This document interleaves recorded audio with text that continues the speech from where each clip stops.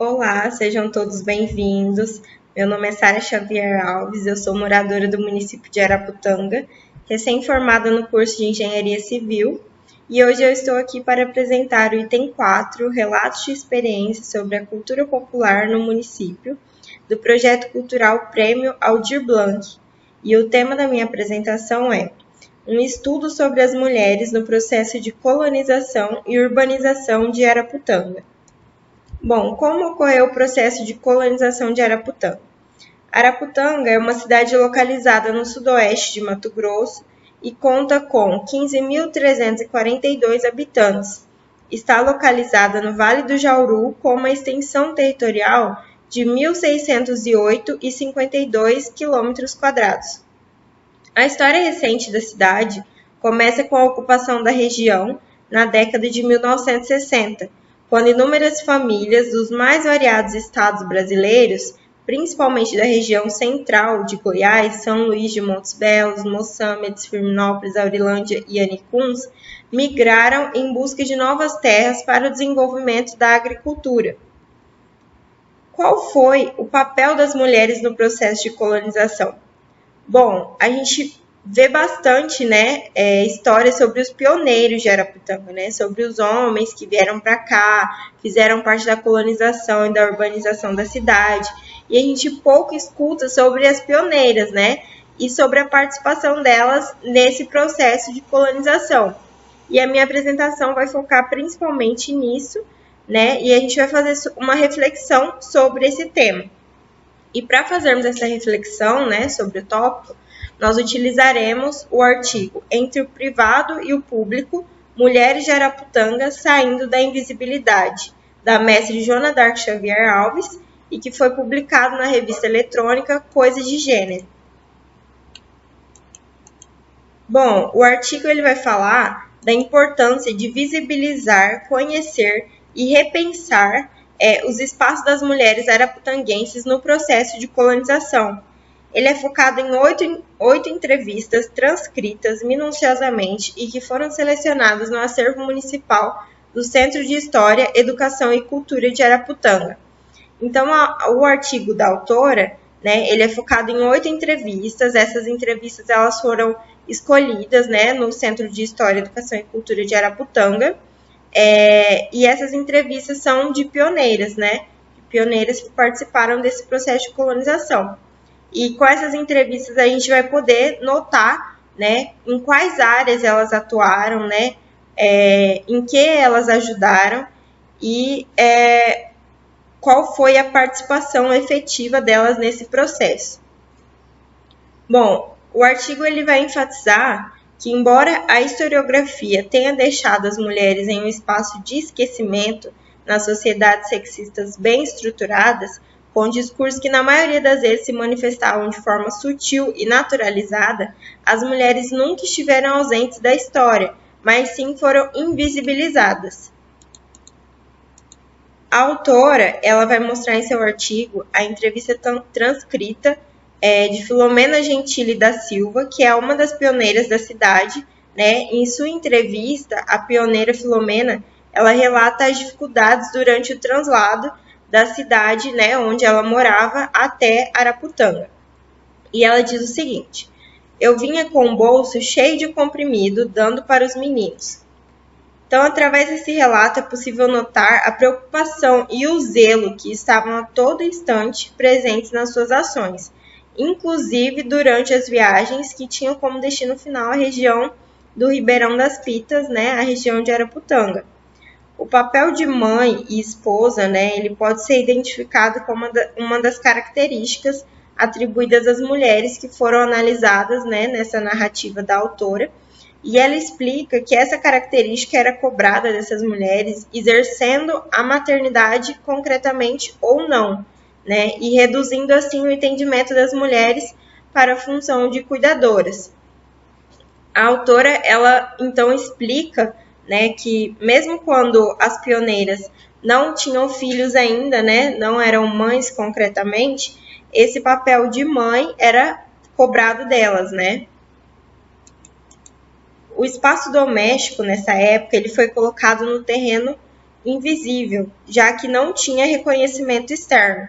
No entanto, nas experiências das mulheres araputanguenses, as tarefas e as atividades domésticas eram variadas e com grande carga de trabalho. O trabalho e as habilidades das mulheres pioneiras descritos nos relatos do artigo eram os mais variados possíveis. E em meio às adaptações na nova região, a região de Araputanga, a determinação dos espaços onde cada membro da família desenvolvia as suas habilidades, eram grandes. E as fronteiras entre homens e mulheres eram separadas de acordo com concepções religiosas e culturais, delimitado pela diferença entre o sexo, homem e mulher. As colonizadoras da cidade de Araputanga, apesar de pensarem e serem perpassadas pelo entendimento social de família sexista, não se restringiram apenas ao espaço doméstico. Essas fronteiras sempre existiram e elas foram se adaptando de acordo com o tempo e nos diversos espaços disponíveis. As mulheres colonizadoras, além de desempenhar a orientação e a administração da casa, também assumiram uma diversidade de trabalhos e saberes, sejam eles no espaço doméstico ou não. Um desses saberes, desenvolvidos pelas mulheres desde a mocidade, segundo a autora, era a arte da tecelagem, com algodão ou lã de carneiro, comumente praticada pelas mulheres com o objetivo de atender às necessidades básicas da família ou como renda complementar. O processo de tecelagem, ele era feito no espaço doméstico. O fato que determinava e perpetuava esse trabalho como sendo predominantemente feminino e gerava quase confinamento doméstico para a prática, pois elas tinham que colher o algodão, fazer todo o processo dele e depois partir para a arte da tecelagem em si. E considerando que essas atividades eram desenvolvidas nos momentos de descanso e lazer, isso significava um aumento na carga de trabalho das mulheres e o não reconhecimento das mesmas como parte da produção. Então, essas mulheres, elas faziam muitas vezes para usar em casa, o produto final, ou então para vender, para complementar a renda. E mesmo assim, esse trabalho não era reconhecido, era um trabalho complicado, que levava tempo, mas muitas vezes ele não era reconhecido porque era visto como um trabalho que já era destinado à mulher. Então, era uma coisa que perante a sociedade, digamos que não dava trabalho a elas, Era algo como se fosse lazer, só que, na verdade, elas faziam isso no momento de lazer, porque nos outros momentos elas tinham que cuidar da casa, cuidar dos filhos, Então, era uma carga horária de trabalho, assim, bem extensa. Naquela época, as mulheres elas deveriam aprender tanto a bordar, costurar e cozinhar. E na maioria das vezes elas eram privadas da escolaridade e a aprendizagem doméstica era regra para qualquer manual de boa conduta de mãe e filha. Na experiência da Altina Cândida Xavier, que é uma das pioneiras de Araputanga, o aprendizado se deu no próprio contexto doméstico, inclusive por necessidade. Segundo ela, quando eu casei, meu lençol mesmo eu já tinha, de algodão até a toalha de prateleira. Pano de prateleira, toalha de banho, foi muito de algodão também. Essa é uma fala da Altina Cândida Xavier, e é uma fala que deixa explícita que tudo que ela fazia era para o próprio uso, para não precisar comprar, Então, como muitas vezes na época, como eles migraram para cá e deixaram tudo nas suas cidades para vir para cá, muitas vezes eles chegavam aqui, eles não tinham condição, condição e nem possibilidade de comprar, toalha, comprar pano de mesa, Então, ela explica, na sua fala, é nítido que ela fazia para o próprio uso doméstico. A arte de partejar sempre foi muito necessária, E outro saber era um outro saber que era invisibilizado, Era esse o saber, que era o saber das parteiras. E esse saber milenar, ele sempre foi um espaço ocupado por mulheres. e esse ensinamento era transmitido de geração para geração. Ser parteira era e é fazer uso de simbologias, saberes medicinais e religiosos, ser conhecedora dos corpos femininos e das técnicas para facilitar os partos.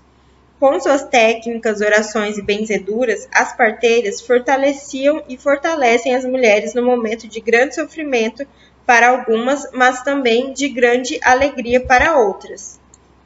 Esse era um outro saber, né, da época, que era o da parteira, e foi um saber invisibilizado também, que poucas pessoas sabiam, né, e conhecem as parteiras da época, muitas pioneiras, né, e outras chegaram depois. E na nossa apresentação eu vou falar um pouquinho disso. No processo de colonização de Araputanga, as dificuldades em relação à saúde eram muitas, no tocante à falta de profissionais, estrutura e recursos financeiros. Somado a isso, havia o entendimento dos métodos contraceptivos como pecaminosos, no seio familiar fortemente defendido e controlado pela Igreja Católica. Isso aumentava enormemente a taxa de natalidade e, consequentemente, a necessidade dos trabalhos e do ofício das parteiras. Maria Figueiredo, popularmente chamada de Maroca, enfermeira que também atuava como parteira em sua residência, diz que o reconhecimento social do trabalho de enfermeira e parteira era gratificante. Apesar da importância desse trabalho e do papel das parteiras no período de colonização de Araputanga, já que o hospital mais próximo ficava a 120 quilômetros, é possível identificar uma desvalorização no momento da remuneração, mesmo porque o trabalho feminino dentro do espaço privado e na arte do cuidar é entendido como dom e deve ser feito por amor, práticas de mães, como é o caso da docência, diz a autora. E no artigo, né, da autora, há um relato da Maria Mamedes, que era a parteira, né, no qual ela explica a questão da remuneração. Ela fala que ela cobrava apenas os remédios que ela gastava durante o parto e que poucas pessoas pagavam pelo seu serviço. Então, era um serviço que ela fazia porque ela gostava, né, e também por conta da remuneração, mas muitas pessoas viam esse serviço como um ato de amor, como se fosse a obrigação dela, né? Obrigação dela como mãe, como mulher, de ajudar essas mulheres que precisavam durante o parto. Porém, era um trabalho, ela era enfermeira, ela tinha uma profissão, né? Então, ela necessitava de uma remuneração. E muitas vezes ela não recebia essa remuneração. Ela diz que em poucos casos que ela recebia alguma coisa pelo trabalho que era feito. Outro saber ocultado é o das senhoras piedosas, líderes comunitárias, que trabalhavam incansavelmente na comunidade religiosa, sempre de forma sutil e próxima à hierarquia da igreja e ao julgamento da sociedade. Na maioria das vezes, essas mulheres, elas atuavam em visitas com pessoas enfermas, atendendo famílias carentes, limpando os espaços religiosos, atuando nas celebrações dos terços, na equipe de canto ou ainda em inúmeras outras equipes nas quais a igreja possibilitava o acesso da mulher. Então, essas senhorinhas, né, elas trabalhavam nessa parte onde era possível trabalhar sendo mulher, né? Então era uma parte que, assim, digamos que era destinada a elas. Não era nada que poderia ser feito por um homem, né? Elas trabalhavam nessa parte. O depoimento da dona Adelaide Cardoso demonstra a grande preocupação com a vida religiosa da comunidade, já que morava um pouco mais distante e estava sempre presente nas celebrações. Ela diz o seguinte: eu morava distante 2 quilômetros. Eu sempre era a primeira que chegava à igreja e a derradeira que saía. Então, dá para perceber, né, através desse relato, que as mulheres elas tinham uma vida bem atuante na igreja e elas gostavam disso. A participação das mulheres nas atividades religiosas foi determinante na gênese da comunidade São José, no vilarejo da Gleba Paixão. Elas criaram certa autonomia, conquistaram espaços determinantes no processo de administração, organizaram desde a receptividade da chegada do primeiro pároco para a cidade, até festas, quermesses, ações voltadas ao trabalho social da igreja e atividades de evangelização. O trabalho nas pastorais da Igreja Católica passou cada vez mais a ser ocupado por mulheres no período de colonização de Araputanga. E as mulheres elas chamaram para si uma responsabilidade e ocuparam cada vez mais os espaços de lideranças e atividades pastorais na comunidade. E esse trabalho nas pastorais deve ser compreendido como evangelização. Então, por mais que no começo os espaços ocupados por elas era apenas aquele espaço onde era destinado para as mulheres, né, no caso limpeza, entre outros, depois disso elas foram tomando cada vez mais responsabilidade e conquistando espaços importantes na igreja, né, como o espaço de evangelização, através das atividades pastorais e também das catequeses. O saber da docência é de grande importância para a contemporaneidade, e esse foi um dos saberes também que as pioneiras participaram durante o processo de colonização. Durante muito tempo, a escola foi um espaço público masculinizado, mas desde o final do século XIX, com o fortalecimento das sociedades burguesas, esse saber foi sendo associado à arte do cuidar e, consequentemente, foi se firmando como um espaço feminino. A docência ela é um saber externo, porém é muito próximo do espaço doméstico, porque a escola e o saber da docência continuavam sendo uma extensão de casa. O namoro e o desejo de constituir uma família foi o que motivou a jovem recém-formada no magistério Elizabeth Sato a vir para terras tão longínquas. Então, a Elizabeth Sato ela foi uma das pioneiras que desenvolveu esse saber da docência, né? Ela era recém-formada no magistério e ela veio para Araputanga, né? Logo quando casou. E ela veio para cá e aqui em Araputanga ela desenvolveu esse saber da docência. Na citação, a autora mostra uma parte da entrevista transcrita onde Elizabeth fala: comecei a namorar ele por acaso também. Me formei em dezembro e em março eu me casei e vim embora para cá. Então, como eu disse, a vontade de constituir uma família, né, foi o que motivou a Elizabeth a vir para Araputanga. A docente, Elizabeth, era preparada para viver a integridade moral e a ética a todo momento. E numa fala, da entrevista dela, ela diz: e como professora também, eu sempre fui muito preocupada em organizar as coisas, relatar o que é real, não tirando proveito disso ou daquilo, sendo imparcial. Observa-se, então, através desses relatos, que as marcas deixadas por essas mulheres são profundas e difíceis de serem apagadas. Mesmo assim, a historiografia local silenciou esses saberes, colocando tudo isso no esquecimento. Por que as mulheres não participaram da evolução urbanística de Araputanga?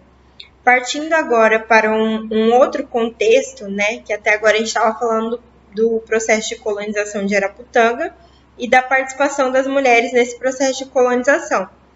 E agora a gente vai tentar entender, por que as mulheres não participaram da evolução urbanística da cidade. Durante o processo de colonização de Araputanga, apesar de invisibilizadas, as mulheres tiveram participação em várias esferas da sociedade. Porém, observa-se que o setor urbanístico da cidade não contou com essa participação. Isso porque, naquela época, o campo da engenharia era um campo masculinizado, que não permitia a participação das mulheres, né? Então, durante todo esse processo de colonização e através desses relatos, a gente conseguiu notar, né, a participação das mulheres no artesanato, né, na docência, as mulheres do lar que cuidavam dos filhos, as parteiras, as rezadeiras, mas a gente não consegue notar mulheres ajudando na divisão de terras, na formação de loteamentos, na construção de ruas, de casas, e isso é explicado, né? Tem uma explicação para isso. Naquela época, o campo da engenharia era um campo extremamente masculinizado, e ele não permitia a participação das mulheres. A autora Caroline Urias Chalaux explica esse fato em seu artigo Preconceito de Gênero e Qualidade de Vida de Mulheres na Engenharia Civil, e ela diz que, desde crianças, tanto as meninas como os meninos, eles são incentivados para assuntos diferentes. Enquanto os meninos são levados para uma área em que a tecnologia prevalece, as meninas são normalmente ensinadas brincadeiras em que desempenham o papel de cuidadoras dos filhos e das atividades da casa. Portanto, desde o início da profissão, era permitido apenas que os homens ingressassem no curso de engenharia civil, né? E posteriormente, quando as mulheres tiveram esse direito de cursar engenharia civil, ainda assim existia uma certa resistência por parte da sociedade, né? E isso é explicado pela autora, porque desde criança houve essa separação, brincadeira de menino, brincadeira de menina, e a partir desse momento, né, começa a evoluir cada vez mais no subconsciente da criança o que é o papel do homem e o que é o papel da mulher, né? Então, o homem ele é mais empurrado durante a juventude para as áreas tecnológicas, e a mulher ela é mais incentivada na parte de cuidadora, né, e do lar também. Ainda assim, existe uma resistência, então, né, da sociedade, e essa resistência, ela deixa as mulheres com receio, né, visto que a profissão é considerada mais masculina que feminina. E isso explica porque até hoje há uma desigualdade feminina no curso de engenharia civil, né? Se a gente comparar a quantidade de mulheres registradas no Conselho de Engenharia Civil, que é o CREA, CREA-MT, no caso aqui do Mato Grosso, a quantidade de homens registrados é bem maior do que a quantidade de mulheres, né? E isso tudo é explicado através desse incentivo, desde criança, né? Dos homens da parte mais tecnológica e das mulheres a parte mais do cuidado e do lar. Desenvolvimento urbanístico do município de Araputanga. Como que ocorreu esse desenvolvimento urbanístico, né? Aqui em Araputanga, no caso, né, a gente sabe que não é uma cidade planejada, né? Esse desenvolvimento ele precisou ocorrer de uma forma mais rápida. Não foi uma cidade planejada, onde as pessoas compravam os lotes, já tinha tudo definido, era tudo projetado, como é feito agora, né? Então, na época, não tinha nada disso, e ainda mais por ser uma cidade do interior, onde não tinha, a cidade mais próxima era Cáceres, então era tudo mais complicado. E eles precisavam fazer as casas, né, as ruas, de forma mais rápida possível. E muitas dessas construções eram feitas de forma provisória, com a intenção de serem modificadas depois, porém, até hoje, muitas delas ainda não tiveram essas modificações. E diante dessa situação, a parte urbanística da cidade ela não ficou das melhores, e é possível verificar problemas nas ruas, nas casas, no centro da cidade e nos loteamentos até hoje. Ruas como a Avenida 23 de Maio, que passam no centro da cidade, são estreitas para o fluxo de veículos existentes, assim como a Avenida Marechal Rondon, que é dividida por canteiros até determinado local da cidade e em seguida prossegue sem essa divisão, o que mostra claramente uma falta de planejamento urbanístico. Então, a gente consegue notar na cidade vários problemas, né? Aqui eu cito a Avenida 23 de Maio, que é a avenida do centro, né, que é onde tem a maior quantidade de comércios concentrados na cidade, e é uma rua que é extremamente estreita, né? O local de estacionar é bem pouco, então já atrapalha a movimentação, e fica bem complicado, tanto para os comerciantes, né, quanto para os compradores. Outro exemplo é a Avenida Marechal Rondon, né, que é a avenida ali da igreja. Essa avenida, se você reparar, até determinado local, ela é dividida por canteiros, né? E depois ela não é mais dividida. Ela tem a mesma largura, porém ela não é dividida por esses canteiros, né? Então, assim, a gente consegue perceber que tem uma falta de planejamento urbanístico, né? Na arquitetura da cidade, no urbanismo da cidade. Além disso, os loteamentos antigos eles possuem muitos erros de medida, e muitas casas antigas da cidade hoje invadem as ruas e passam dos limites de confrontações. Outro problema que podemos citar é o cemitério antigo, que se localiza hoje no centro da cidade, pois na época não existia organização e nem preocupação com o futuro urbanístico da cidade. Então, como eu coloquei aqui no slide, né, esse exemplo do cemitério antigo, a gente pode notar que eles não tinham assim uma previsão de como seria a parte urbanística da cidade no futuro. Então eles fizeram o cemitério no local mais próximo, assim, que eles tinham, para poder, né, para não ter dificuldade na hora de enterrar e tudo mais. Porém, eles não pensaram que no futuro muito provável que esse cemitério ficaria no centro da cidade, já que foi ali que concentrou as primeiras construções, né? Então, a partir dali que seria desenvolvido o restante da cidade. E também falei sobre os loteamentos antigos, né? Que são os primeiros loteamentos da cidade, que é o loteamento aqui do centro, que é o loteamento Araputanga, e também o São Sebastião, né?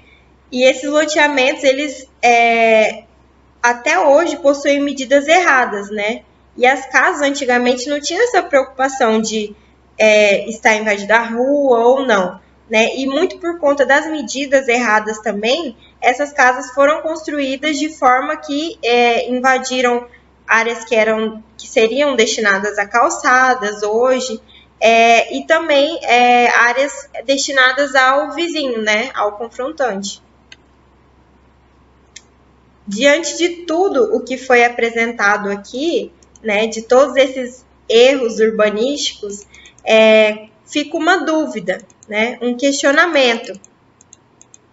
Como seria Araputanga se o planejamento urbanístico da cidade tivesse contado com a participação feminina? Como seria, né? Será que seria mais organizado? É possível imaginar Araputanga com um outro formato urbano?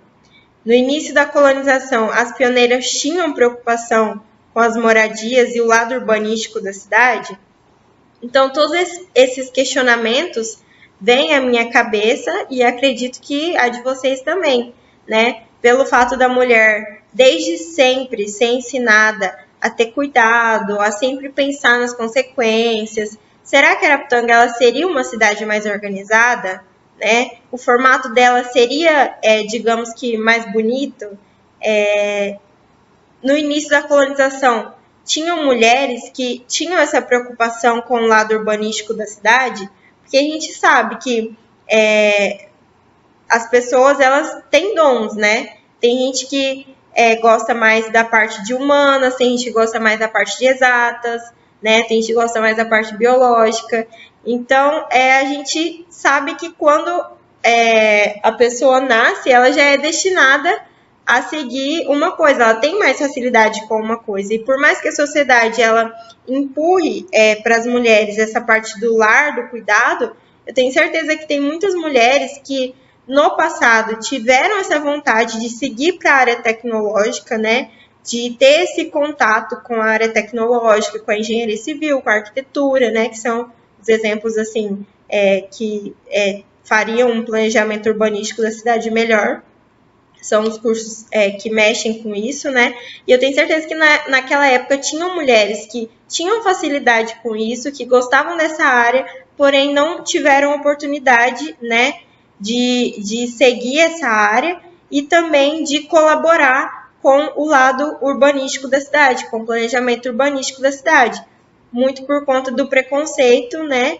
E também do fato daquela época o curso de engenharia civil ser bastante masculinizado e não dar essa abertura para essas mulheres, né? Então, diante de tudo que foi apresentado aqui, a participação colaborativa das pioneiras através dos seus saberes em vários âmbitos da sociedade, como a escola, a igreja, a saúde, e também levando em consideração o processo de desenvolvimento urbanístico de Arapuanga, que foi mal planejado, como seria essa participação das mulheres, né? Como seria o lado urbanístico da cidade se tivesse contato com a participação feminina? Então, todas essas e outras indagações, elas impulsionam a buscar novos conhecimentos, né? E com isso nós vamos conhecendo novas informações através das pesquisas que virão a partir desta. Essas foram as referências que eu usei no meu trabalho. E assim eu encerro a minha apresentação. Obrigada.